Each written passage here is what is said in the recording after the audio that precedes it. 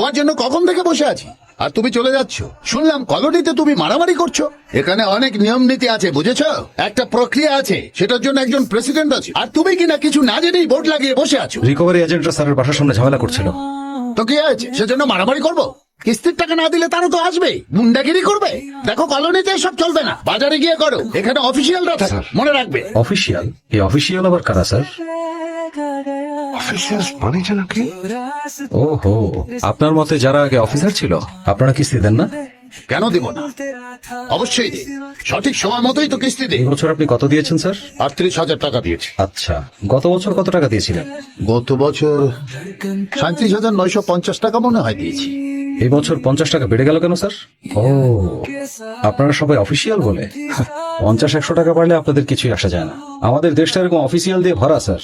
কিস্তির পরিমাণ 20-30 টাকা বাড়ুক, কিংবা এটিএম ফি, ক্রেডিট কার্ড ফি অথবা বিলম্ব ফির মতো ফি আরোপ করা হোক, তাতে আমাদের কিছুই আসে যায় না। এসব ফির টাকা কেন বাড়ে তার খবর রাখেন? এর বলি হয় দরিদ্র মানুষেরা। উদাহরণস্বরূপ জনাব রাজেন্দ্রনাথ, তার মতো লোক যখন ব্যাংক থেকে 3,000 বা 5,000 বা 10,000 কোটি টাকা লোন নেয়, তখন অর্থবাজার মুখ থুবড়ে পড়ে। আমাদের থেকে নেওয়া সব ফি সেই বিশাল লোনের ভর্তুকির পিছনে যায়। তারপর আমরা তাতে পাত্তা দিই না, কারণ আমরা সবাই অফিসিয়াল। কি বলছো বাবা? লোনের বোঝা আমাদের মতো মানুষরা টানছে। তাছাড়া আর কি স্যার, 2019-20 সালের স্টেট ব্যাংকের সবচেয়ে বড় লোন 16,000 কোটি টাকা, ইউনিয়ন ব্যাংকের ছিল 24,000 কোটি টাকা, ব্যাংক অফ বরোদার ছিল 9,000 কোটি টাকা। এত এত লসের ভিড়ে তার মতে ব্যাংকগুলো কি করে টিকে থাকবে স্যার?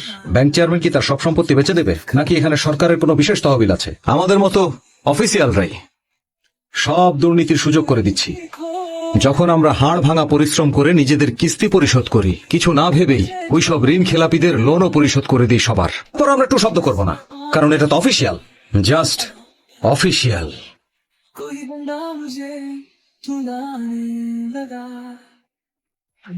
যে ভোর থেকে এই শহরের এটিএম আর ব্যাংকের শাখাগুলোর সামনে বিশাল ভিড় দেখা যাচ্ছে। লোকজন নিজেদের ব্যাংক অ্যাকাউন্ট থেকে টাকা তুলে নিচ্ছেন। সবাই শুধু একটা কথাই বলছেন, যতক্ষণ না মিস্টার রাজেন্দ্রনাথ 10,000 কোটি টাকা শোধ করছেন, কেউ 1 টাকাও কিস্তি দিবে না। No cash available, bank boycott.